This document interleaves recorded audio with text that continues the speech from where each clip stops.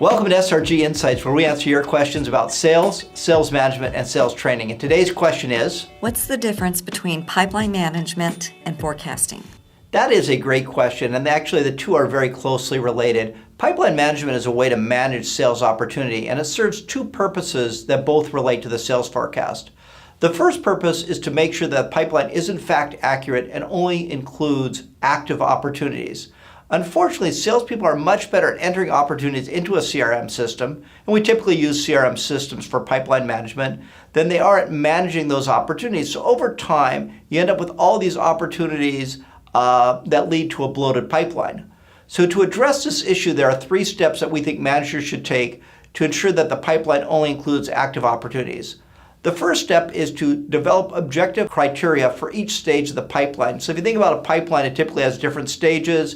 It often looks like it's often called a sales funnel. At the top, you might have opportunity identification. There may be lots of opportunities with a fairly low probability. And then, down by the bottom, you may have an agreement, and then the final stage being closed won or closed lost. So you want to make sure that you have objective criteria for each stage of the pipeline that all your salespeople are adhering to, because if different salespeople are using different criteria, you're not going to have a very accurate forecast. You're also going to want to have clear rules as to when an opportunity advances, and that should be driven by a customer action. So only a customer's action should be the basis for an opportunity advancing from one stage to the next. The second thing is to assign reasonable probabilities to each stage. So each stage, as you start working your way down the funnel, should have a higher probability associated with it. And those probabilities should be determined by reverse engineering, deals that you've won and saying, okay, what were the probability based on those prior stages? So just to recap, first thing we're going to do is we're going to have objective criteria for each stage. Then we're going to assign reasonable probabilities for each stage.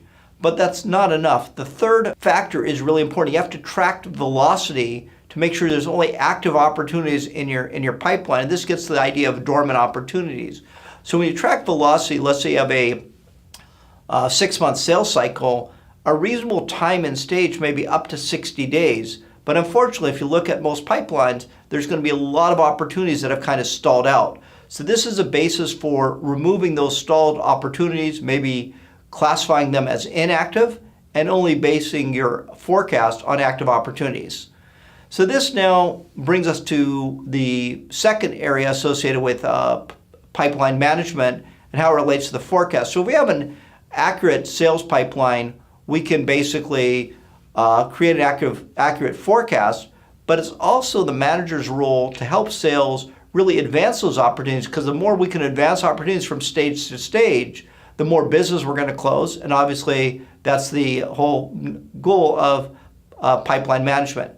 So we want to help our salespeople really better qualify each opportunities. And I think about in terms of 5 questions that we should ask about each opportunity. The first is, what does a customer's business need? And while that may seem like a really basic question, the customer's business need is really only understood by asking the customer's questions, listening, and making sure we really understand what problem they're trying to solve. And unfortunately, when you ask a lot of salespeople what a customer's business need is, they're going to give you somewhat of a circular response. Oh, well, they're looking for a solution like ours. That's not good enough. Why are they looking for a solution for ours? Then we can get to the second question, what is the unique value we bring? So in other words, based on what their needs are, what is unique about our solution that's creating value for them? Third question is, who are the decision makers and what's our relationship with them? Are we selling too low within the organization? Is there someone above the people we're talking to who are really going to make that decision? How will the competition try to beat us? So do we know who the competitors are, what their strengths are, and what their weaknesses are?